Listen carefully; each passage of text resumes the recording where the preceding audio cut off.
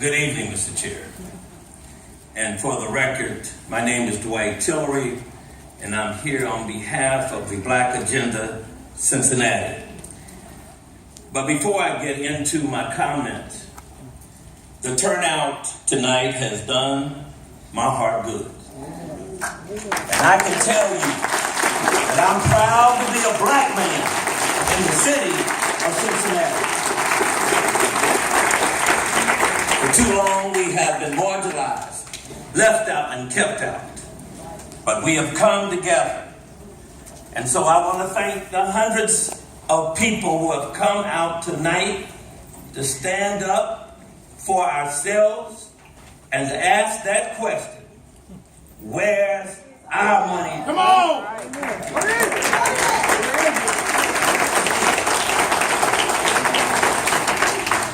I, along with the several speakers tonight, would like to discuss the issue of the city's budget process and the need for those budgets to give the most vulnerable populations in our city top priority.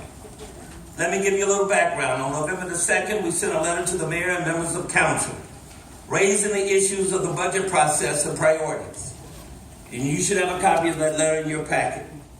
In that communication, we submitted several requests totaling approximately $18 billion, reflecting some of the needs in the black community, but asked that that budget process remains open, notwithstanding the budget deadline in the manager's memo to the public.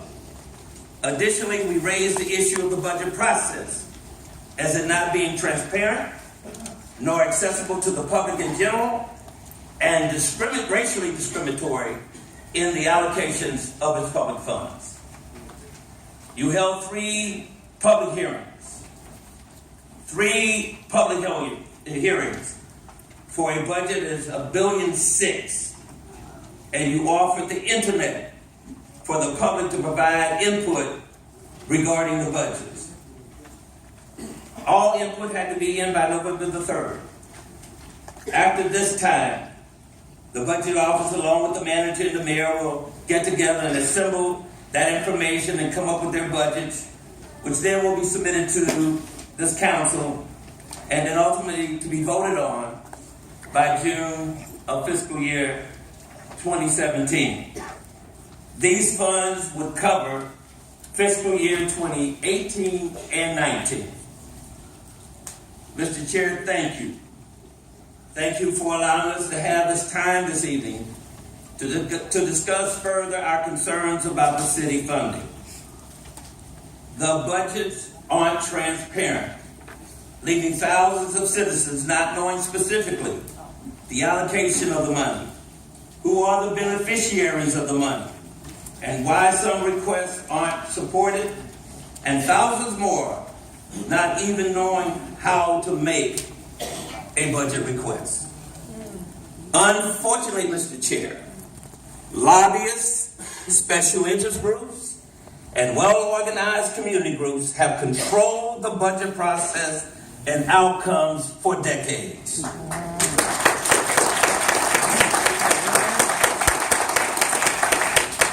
We believe that the budgets are rigged for those organizations and individuals that have the wherewithal to get what they need.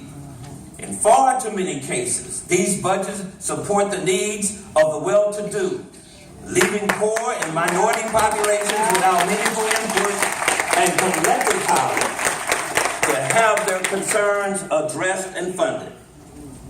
In spite of all the talk about childhood poverty, housing, unemployment, homelessness, economic inclusion, and poverty, these budgets continue for the last 3 years, do nothing to address these problems. We have copies of the budgets from these last 3 years, and we have summaries of our meeting in June 11th of the Black Agenda, where close to 2,000 residents came and shared their concerns. I offer this information to you and committee members, as you will not get this in-depth look at the black community from 3 budget hearings or internet collection of information. I've lived in this city a long time.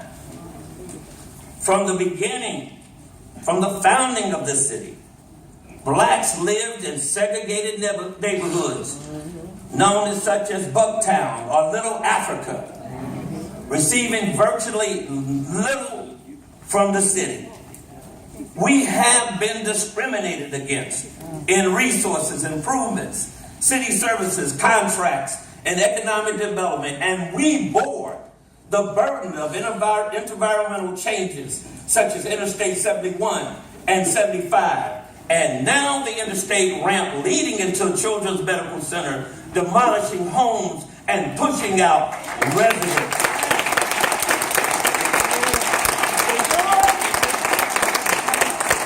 We see the gentrification and neglect of black neighborhoods throughout this city.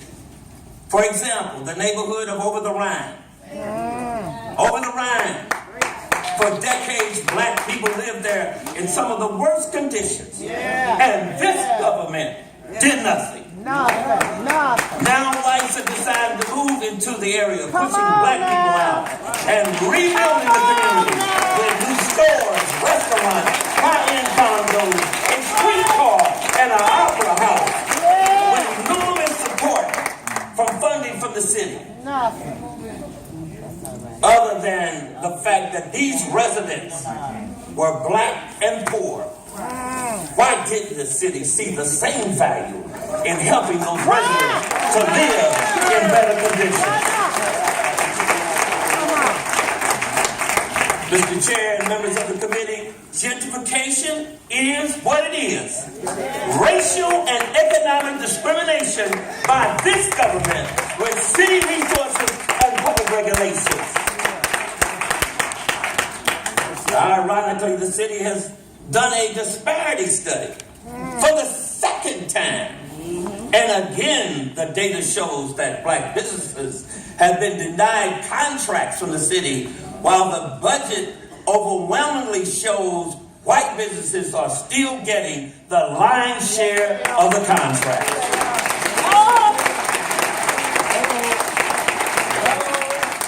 Whites are moving into the areas of the black communities, ultimately pushing many blacks out because of high rent and governmental deals that benefit the white middle class.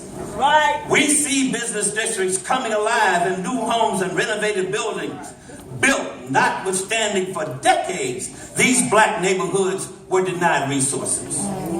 The black neighborhoods have and are systematically neglected, ignored, and underfunded as evidenced by the conditions we see and the city's budget allocations.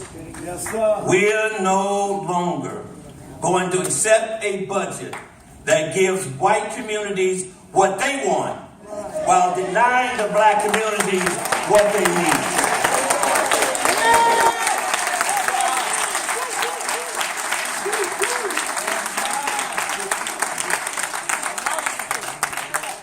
The most vulnerable populations must be this city's top budget priority, and a budget process that is transparent and inclusive. We recognize that the charter requires both the mayor and city managers to submit their budget to this committee, but it doesn't obligate this committee nor council to go along with those budgets.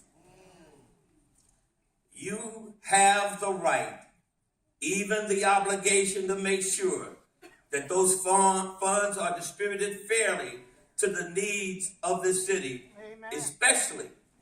Especially those communities in greatest need and who have suffered from racial discrimination. We believe that there is a need for budget reformation by this committee. You have been elected to represent all the citizens of this town.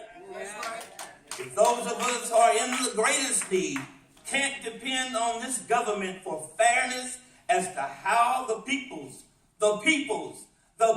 money is spent, then who in the hell can we count on?